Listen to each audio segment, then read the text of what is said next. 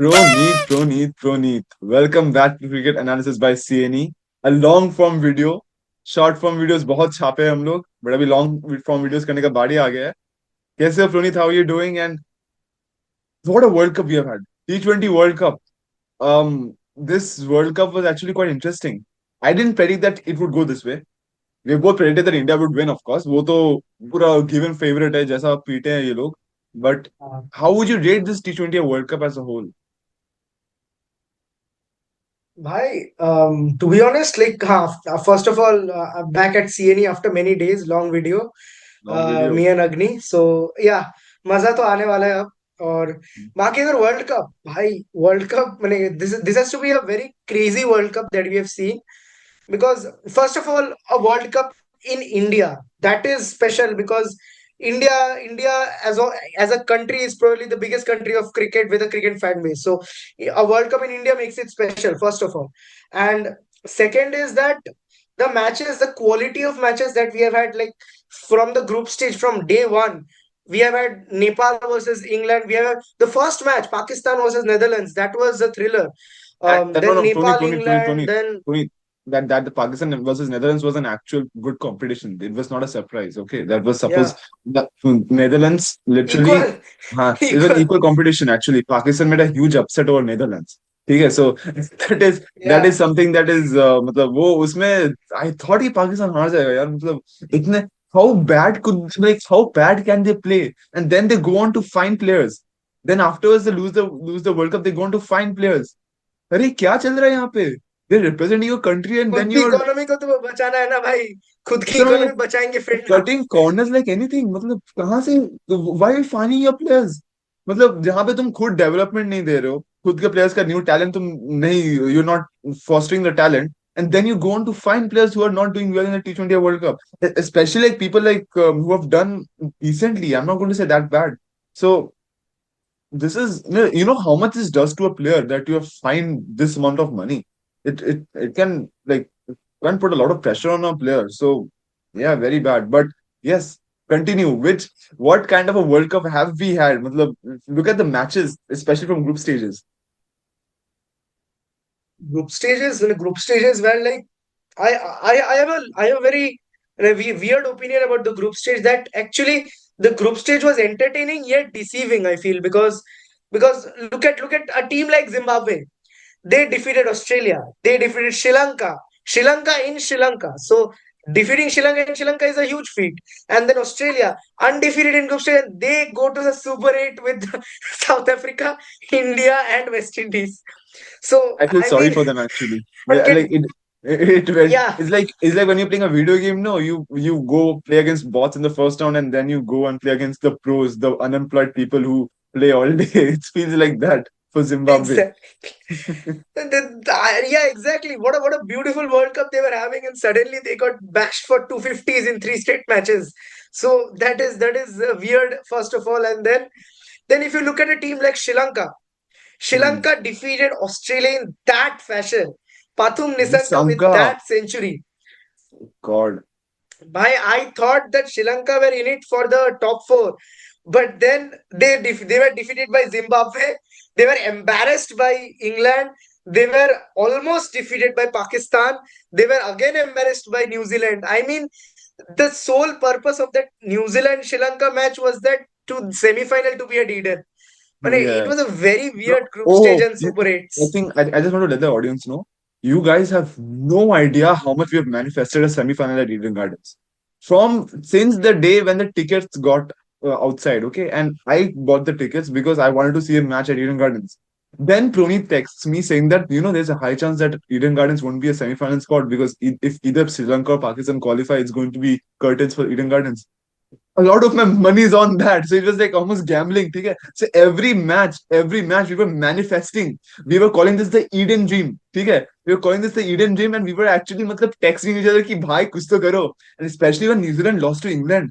हम लोग को तो फट गए यार मतलब वहां से कैसे हार सकते हो we thought it was a smooth sailing for New Zealand if New Zealand won they would have qualified then they lost somehow England had a very unpredictable World Cup. वहां से they are making impossible situations into possible situations, and then they win it. It was against Nepal, it was against New Zealand, it was against India as well. They couldn't convert, but they almost got there. So वहां से लग गया था.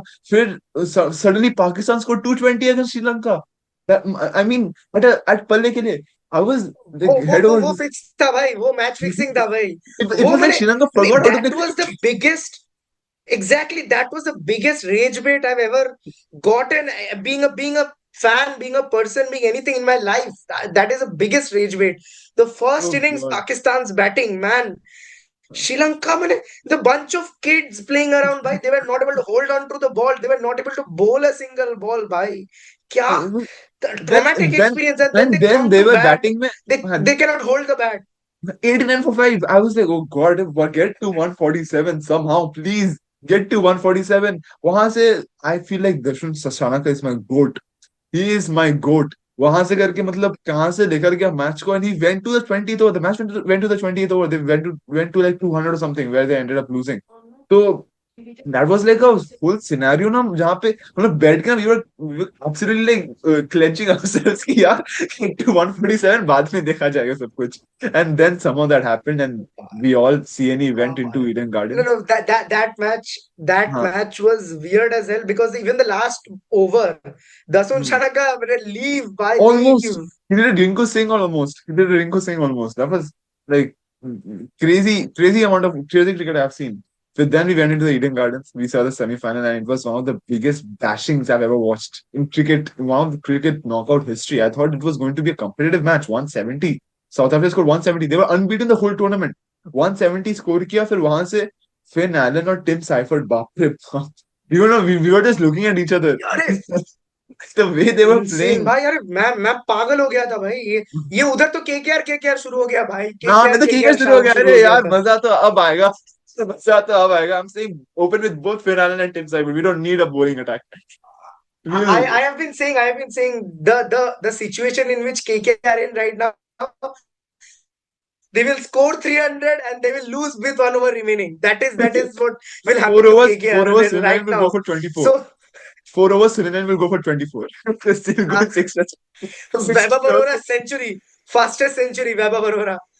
No, I mean, it's going to be like an SRS situation, and Eden is क्या type of था. that wicket only. वहां से क्या होगा. But anyways, that's a different discussion. That's IPL coming up in like 2 weeks from now. We're going to go to that. But tell me how we're going to go towards the kind of cricket that was played by associate nations. Angola, Zimbabwe played well, Scotland played well.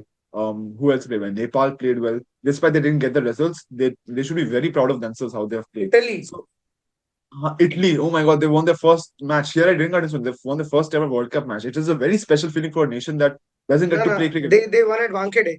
They won at Wankhede. Oh, they won at Wankhede. Acha, acha. But it's a very special feeling to have for a 10 team that, wickets. uh, yeah, it's a very special feeling for a team to win their first World Cup game. They have half their players are doing other side jobs. It's not their full-time job, and to win a match against a good team, it's again an associate team, but one of the better associate teams is a commendable feat.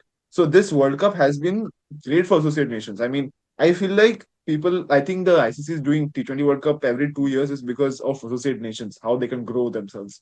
But I'm actually impressed. I think I want to ask you a question, Tony. Pitches. How would you rate the pitches that were played around in this World Cup on the whole? We have seen 250 being scored. We have seen 120 being scored. We have seen 160, 170s being scored. How nostalgic do you feel? And how would you rate the pitches that were played in this World Cup? Pitches were great, no doubt. And the best thing was that whatever we would expect from the pitches, like originally, whatever you would expect from an Eden Gardens pitch, from a Wankhede pitch, from an Ahmedabad pitch, from a Chidambaram pitch. So those were the things that exactly went according to the thinking, and nothing extraordinary happened. And that is the good thing. And it reminds me of the pre-lockdown periods, because Yeah, before lockdown the matches in IPL mostly, those matches were like that. Unlike right now in the bilateral series, we don't have enough matches at the main five stadiums like Eden, Chidambaram, Delhi, Ahmedabad. Wankhede. We don't have enough matches in those stadiums. Wankhede, we don't have enough matches. I mean, with two bilateral series, we have one or two T20 matches in the main five stadiums. Otherwise, we have matches at other stadiums like Rajkot, Thiruvananthapuram, etc. So Mm. matches at these main stadiums happen a lot of times in the World Cup. We have 10 matches, 12 matches like that in these stadiums. So these stadiums play a huge role, and the maintenance of these stadiums play a huge role. Nobody likes to see 250, 300 being scored every match, and nobody likes to Right. see teams crumbling under 100. So a perfect matchup between the bat and ball was established by the pitch curator, so that was really great to see. And I have actually a controversial question to ask you here. Do you feel like the pitches that you've seen here, we have seen 160, 170 pitches, and the same pitches where 250, 260 was being scored in bilaterals and in IPL. Do you feel like pitches are being curated in the sense of more of now financial basis rather than actual the strength of cricket? Because how is this possible that Eden is finally getting back to its form where there's actual bounce of pace, there's a bit of nip in the wicket, there's a bit of grip for spinners as well in this T20 World Cup. And then when you get to IPL, you see this being an absolute belter of a wicket where at least 220 is a must in IPL. So what do you think? Is this like are we going towards a more business mindset? Yes, unfortunately, that is the case, I feel. And in IPL, if I gave you an option, Jay, what would you like to see in a match? Being a spectator, most of the times when I even because not all the 140 crore people are not cricket fans. Not Right. everybody watches cricket for the sake of cricket. Mostly people watch for entertainment, and the entertainment means sixes and fours, and nobody likes always the wickets getting crumbled or good catches being taken. Sometimes it feels boring, or strike rotation, what a typical cricket fan likes to see. Not other people like to see that. So just for the sake of entertainment, they have made it a better show during the IPL, as IPL is the biggest grossing tournament for India and for the BCCI. So that is why during IPL we have different wickets, and even during bilaterals nowadays we have these kind of wickets. But I feel I can still argue that bilateral still has some kind of normal wickets, because we have seen fair competition sometimes in bilaterals. But in IPL, it is completely a belter of a wicket in every stadium almost. And in on the other end, if you look at a stadium like Ahmedabad, where 250s are being scored for fun. We have seen a team like South Africa and India, South Africa India match. That match, South Africa got to 187, where only three batters scored. Other batters got out early, so bowlers had a lot of purchase from that pitch. India got out for 111. So Yeah. it was their bowlers had something to play for. Unlike what we see in the IPL, 250 is being chased. And I mean, a case I have is of the Chennai pitch. The Hmm. Chennai pitch is typically known for spinners to take charge, and in Right. that those kind of pitches, हम लोग T20 World Cup में देख रहे हैं कि 160, 170 close matches, but yet being defended. And in IPL, even in IPL, we are seeing Chidambaram getting hit for 220, 250. So that is just sad to see right now. Yeah, and I mean, this gives us a wake up call to see that cricket is not being like cricket is moving where the finance is moving, and I feel like that won't do good for the sport as a whole.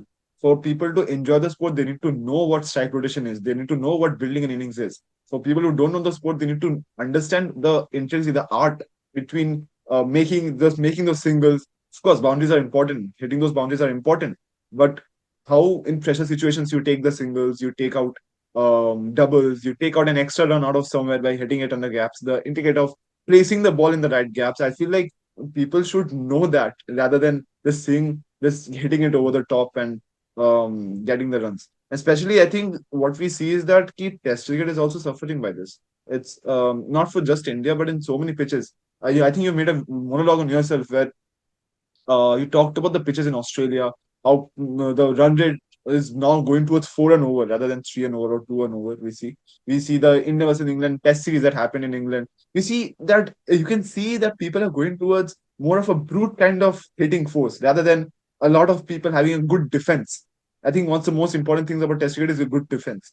So, I mean, you see India getting bashed in Test series because we just can't defend the wall. We just can't play against spin because of so many flat pitches here. So, I mean, this is like a butterfly effect. So, in this T20 World Cup, we have seen a butterfly effect. जहाँ पे we can see how there are so many problems that happen in Indian cricket and for the world at least. So, wo to hai. But one appreciation I want to see from Dhoni is from for Sanju Samson. Sanju Samson, what kind of World Cup has he has had? He's a player of the tournament, by the way, and he has just played 5 matches. He's not played all the matches for India. He's just played 5 matches, and he's a POTM or no, POTTM. Sorry, POTT.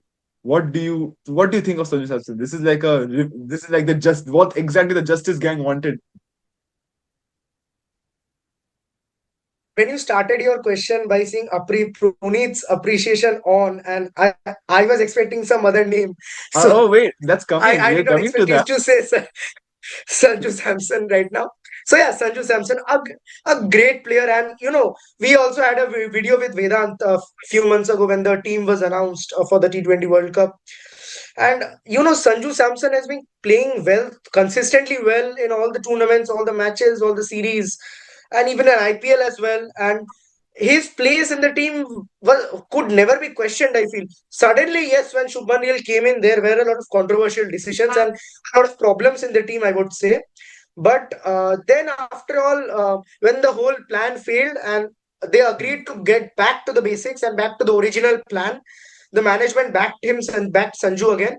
And Sanju showed his caliber. Even after failing in that New Zealand series, whenever he got the chance, he proved himself. And good things happen to good people. And if the hard work is there, the belief is there. And Sanju Samson said that Jay, he had the courage to dream, and that's why he was able to achieve it. So that is just a great player in front of you. I mean, a great player, great knock, great innings, three knockout matches. Just I cannot say more about this guy, man. I love this guy, man. Such an inspiring character as well. Like for the last 10 years, he has been around the Indian circuit. He has always been sidelined for so long. And then whenever he got an opportunity, he has performed. And that is something a message for everyone as well who have not going through the best phases of their life or they have not been in the spotlight of things. Good things happen to people who are actually doing the hard work behind the scenes. I think people don't see, like, we don't appreciate enough what people have to go through behind the scenes. So for Sanju Samson, it's an inspiring story. Continue. Yeah, the thing is that Sanju Samson's Sanju Samson's knock and Sanju Samson's all the three knocks that he played, and it actually if you look about other players in the team and their roles in the team, they were actually struggling a bit around in the team was struggling. If you look at the matches till the West Indies match, even in the West Indies match, if you look at the performances, they were collapsing at some other stages. In the starting, in the ending, they were either unable to start, either unable to finish, or crumbling in the middle overs. Something or the other was happening. It was like a peak choke from some IPL choke, something like that was happening from the Indian team. And there was a match winner every match, yes, but we were lucky enough, I feel. Or the team combination was good. Anything you can say. But since Sanju Samson came in and the original combination was backed, that was the place where Tilak Verma struggled at number three. Yes, he was getting some good knock. He was getting the starts, but he was unable to accelerate and make those starts big, convert those starts, and that is when he changed to a finisher. What he does at Mumbai Indians, Ishan Kishan went to number three. So these combinations work. They back their original formula, and that is the basics worked there. So that is just Yeah. Sanju Samson was that missing part, missing piece in the puzzle. And especially, I think it's nothing against Rinku Singh, by the way. Rinku Singh is an excellent player. But for a person like Rinku Singh to be playing at number seven, number eight position, I don't think it's fair on a pure batsman like Rinku Singh to be there. You either play him at number four, number five. He's that kind of a player. He takes his time into getting into his own groove and then starts hitting. He just has the reputation in Indian cricket somehow that he's just a finisher. He's more than that. I think a lot of commentators also say that he's more than that.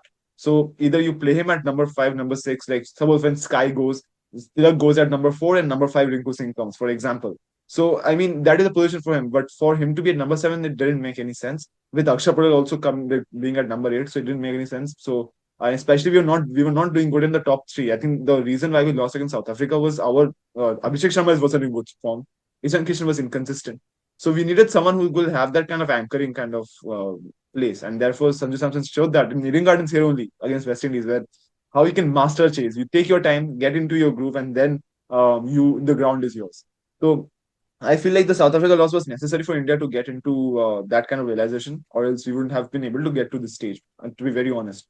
And we actually got lucky that we didn't face South Africa in the final as well, because South Africa is so good at Ahmedabad. We're just lucky that Finn Allen and Tim Seifert actually Ah, took their aim hell out of South Africa at Eden Gardens. So actually, there's a lot of luck is always involved in T20I World Cups, but it's at the end of the day, India win the T20 World Cup. Your prediction and our prediction was right. When my prediction was right, जहाँ पे India ही जीतेगा. But I feel like your one more prediction was right of yours, where the semi-finalists absolutely on spot.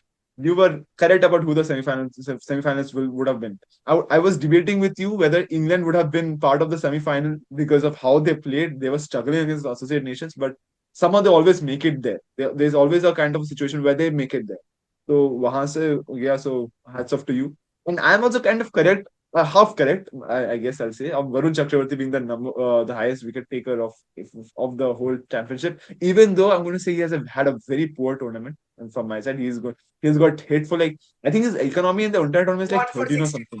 64. One for 64. Oh, like, it was actually horror watching him bowl, bro. They just don't make him bowl. It was confusing why Akshay Patel didn't get 4 overs and Varun got the 4 overs. So to see The that. thing is, I saw ESPN. I just saw ESPN before the semi-final, I think, that Varun Chakravarti's economy in the group stage was like 9 wickets and an economy of 5.2. 5.21, something like that. And in the Super 8s, he had 2 wickets, yeah, 2 wickets or 3 wickets, and an economy of 11.3 or something, 11.6 in the Super 8s. And then in the semi final, he got bashed for 1 for 64. And then in the final, he got bashed for some 40 runs or 50 runs again. So, what was happening to him, I don't know. But yeah, also, your another prediction was correct about West Indies being the dark horses. Ah, yes, of course. No, they were pretty brilliant this T20 World Cup. Take nothing away from them. The way they have valiantly played their cricket, I was so proud. It's unfortunate that India have chased that kind of total, but up until the point where they scored 190 as well, which felt like a good total, they played very well in this tournament. They were excellent. The way they went about it, and I feel like I love the mindset that Darren Sammy has put on them. That have a fight, have a go, don't be fearful. And when West Indies are fearless, they are like Danovs. वो लोग ना क्या खेलते हैं यार, मतलब वो लोग छोड़ते नहीं है किसी को, मतलब वहां से कहाँ से लंबे छक्के मारते हैं. They don't अभी focus भी on hitting the कोलकाता में है boundary. भाई. And They are Kolkata still में, in Taj Bengal. oh God, I just मिलते हैं उसको. No, but yeah, again, it's a good World Cup campaign for them as well. So in Australia, I hope that they do better than they have done before. They were not actually. They also were disqualified from one of the World Cups, no? T20 World Cups, if I'm not wrong. 2023. 2023 ODI World Cup and 2022 as well, I think, or 2022, 2024. they got knocked out in the Super 12. They got Super, Super 12 Vulchi.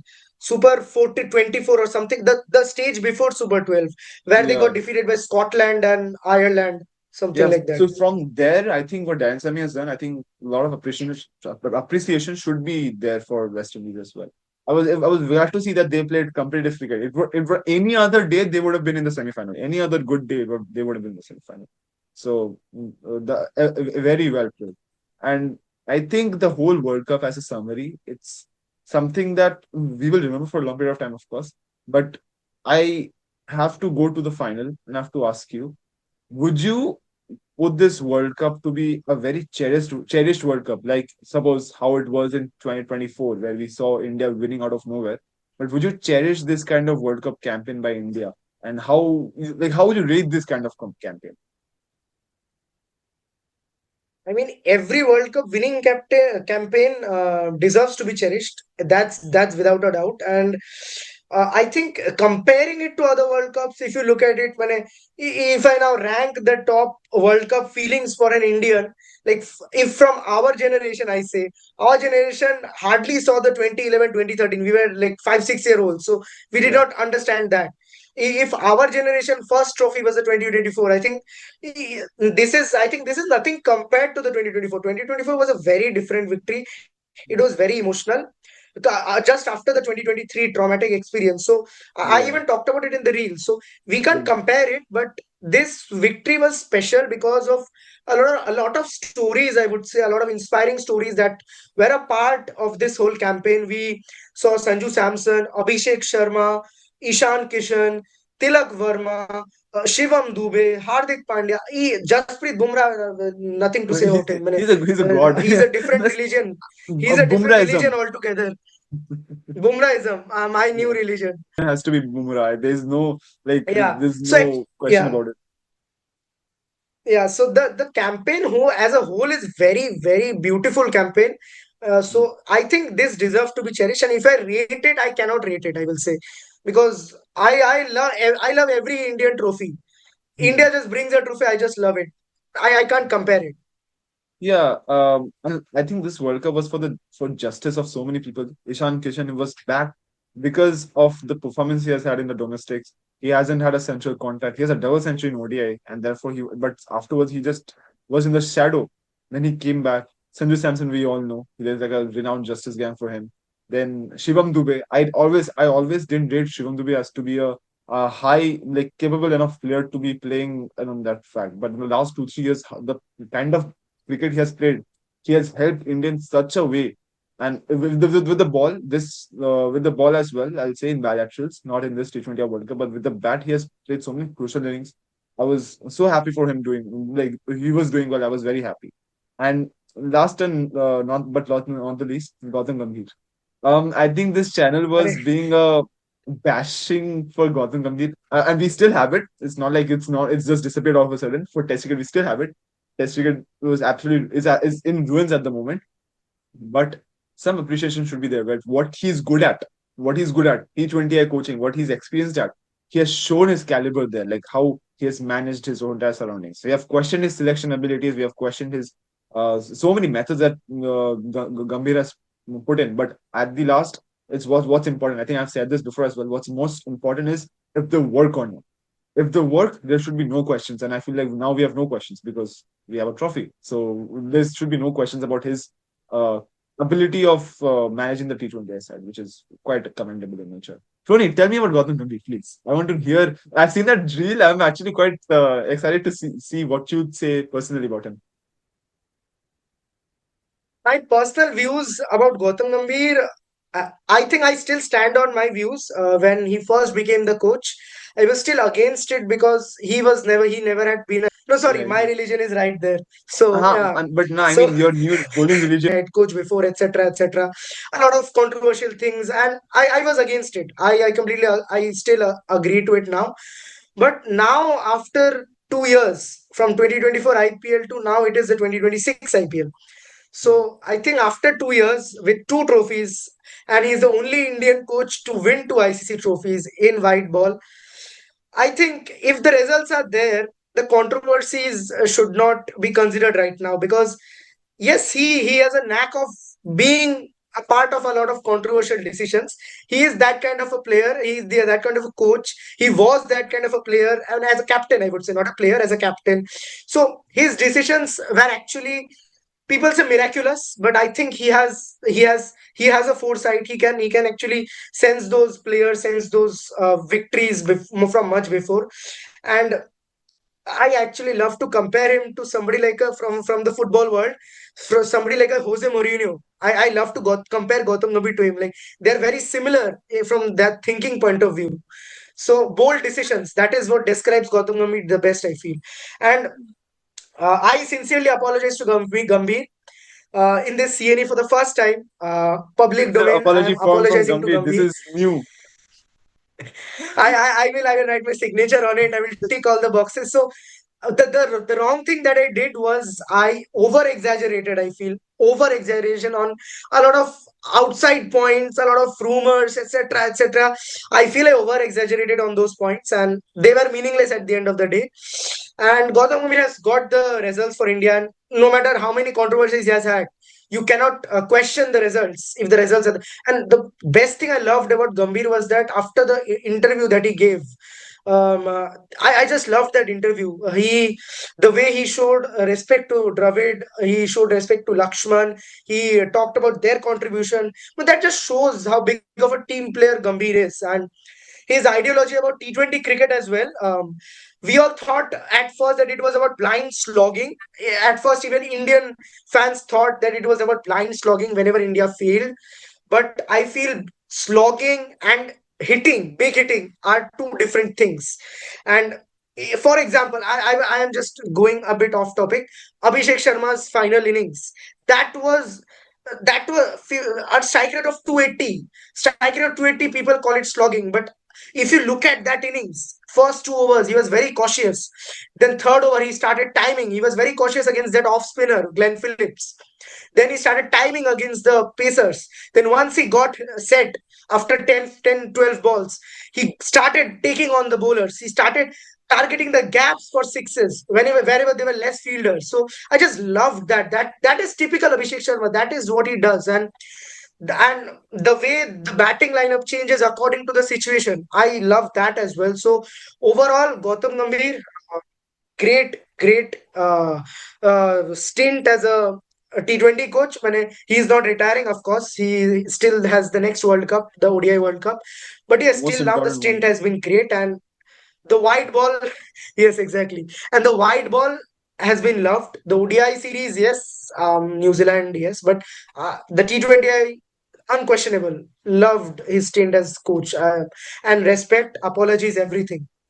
This is great to hear. But one of the biggest things before I end the video, I think after the World Cup was Dhoni and Gambhir having a conversation together on Instagram, where Yeah, yeah, Dhoni gave an yeah, appreciation for Gambhir and Gambhir gave an appreciation to Dhoni. That was like wild to me. Like this will hurt yeah. PR for a long period of time. PR agencies won't do well. The TRP won't be there.